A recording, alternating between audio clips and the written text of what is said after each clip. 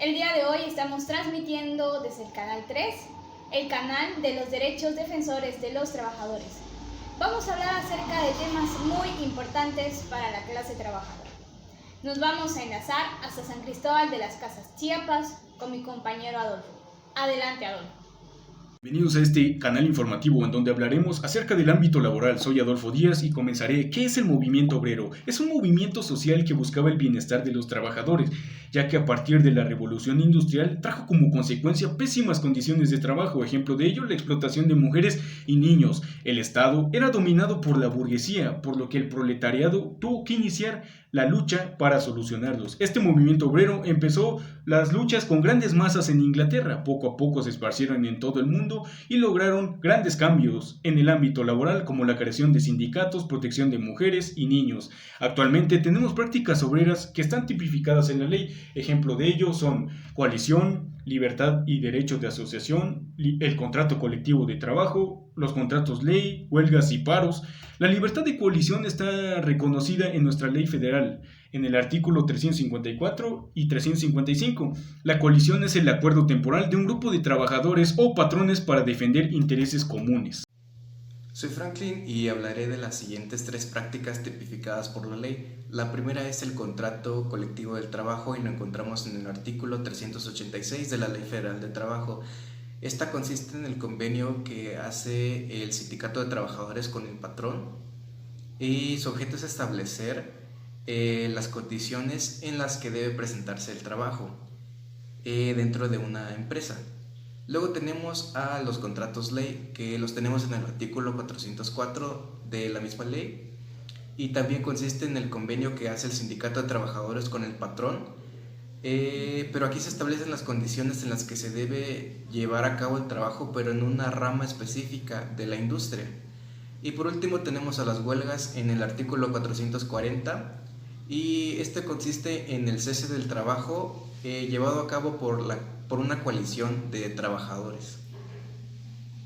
Mi nombre es Lisbeth Andrea Cruz Hernández y voy a hablarles acerca de la resistencia de los trabajadores al sistema económico liberal.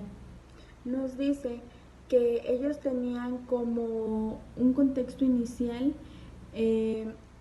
cambiar de manera radical la relación entre el patrón y el trabajador.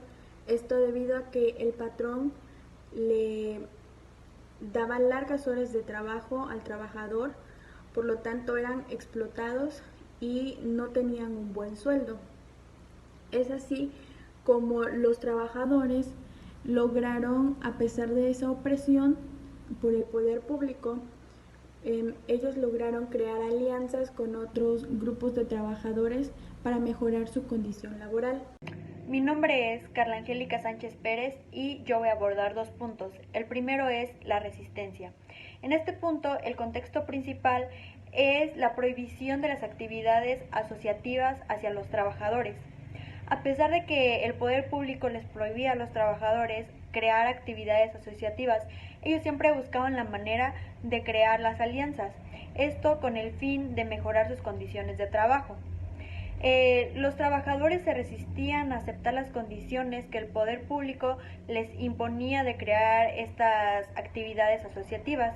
Esto trajo consigo las protestas. Primero fueron las protestas hacia las máquinas, posteriormente hacia los patrones y por último hacia el poder público. Como segundo punto voy a hablar sobre la tolerancia. En este punto los trabajadores logran ganar esta lucha hacia tal prohibición en diferentes países europeos como Francia, Holanda y Gran Bretaña. Hola, ¿qué tal? Los saluda con mucho gusto su servidora Jamie Carolina Domínguez Mendoza. En esta sección hablaremos acerca del derecho de sindicalización, ya que como bien sabemos es aquel derecho que tienen los trabajadores del sector privado y de las empresas del Estado a constituir sin autorización previa. En México, la libertad sindical está consagrada en nuestra Constitución Política de los Estados Unidos Mexicanos en su artículo 123, fracción 16, misma que dice: tanto los obreros como los empresarios tendrán derecho para coaligarse en defensa de sus respectivos intereses, formando sindicatos, asociaciones profesionales. Ahora bien, en nuestra Ley Federal del Trabajo, en su artículo 356, establece que sindicato es la asociación de trabajadores o patrones constituidas para el estudio, mejoramiento y defensa de sus respectivos intereses. Ahora nos enlazamos contigo, Andrea, para que nos sigas platicando sobre esto. Hola, ¿qué tal? Soy Andrea Franco Moreno. Yo completaré un poco la información de mi compañera Jamie, ya que ella habló de un tema del ámbito nacional. ¿Sabían ustedes que la libertad sindical es un derecho humano y es el principal objetivo de la OIT, que es la Organización Internacional de Trabajadores? Bueno, en el ámbito de la OIT tiene dos convenios que son... El primero es el convenio 87, que es el convenio sobre la libertad sindical y la protección de derechos de sindicalización, que fue creado en 1948. Fue ratificada aquí en México, pero en la práctica no se utiliza. Luego, el segundo convenio es el convenio 98, que es el convenio sobre el derecho de sindicalización y de negociación colectiva. Este consta de 16 artículos. El convenio 87 consta de 21. Estos dos convenios, o los convenios que han ido surgiendo, son a gran medida de todas las luchas sindicales y todas las luchas de los obreros para salvaguardar los derechos que tienen, que se han logrado hasta ahora. Gracias. Hola, mi nombre es María Isabel Guillén Díaz.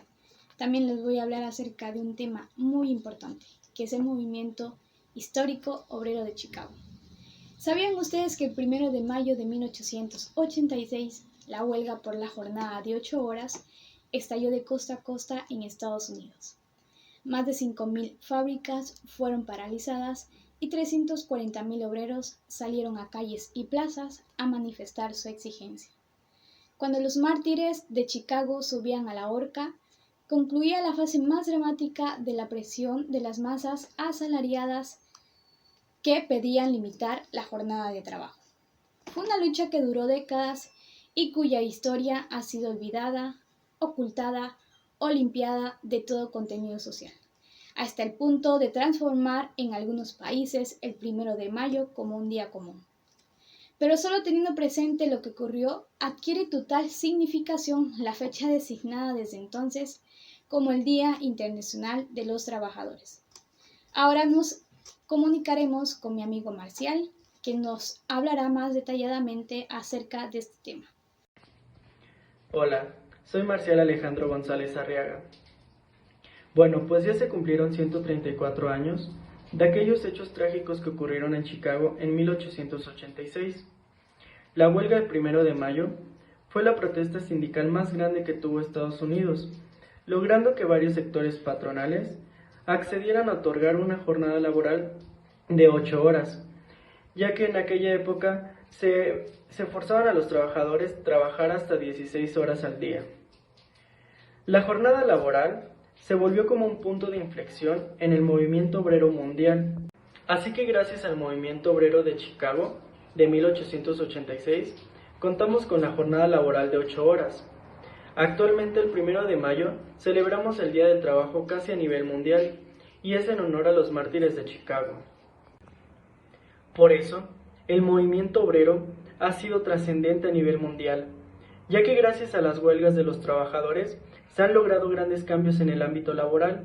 Por ejemplo, se ha conseguido la creación de los sindicatos, la prohibición del trabajo infantil, se ha brindado más protección a las mujeres y sobre todo se han fomentado leyes que mejoran las condiciones de todos los trabajadores. Bueno, esto ha sido todo por el día de hoy. Agradecemos a todas las